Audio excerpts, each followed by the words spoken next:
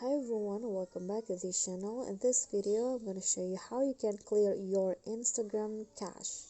So to make your Instagram run smoother, you need to regularly delete or remove or clear the Instagram cache, and I'm going to show you how. So first, you just need to find the Instagram apps on your phone.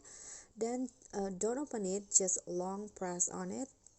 By the way, I'm using an Android device, and just click on app info. So if you are an iPhone user, you can just find it on the settings and on your storage. Okay, so here I've already opened app info, and then just click on the storage usage.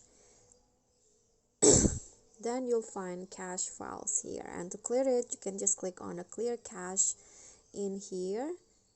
Then after that, the cache will be cleared to 0 like this. Okay guys, so that's a simple tutorial from me. I hope this will be helpful. So thank you for watching. Don't forget to like, comment, subscribe, and click on thanks below.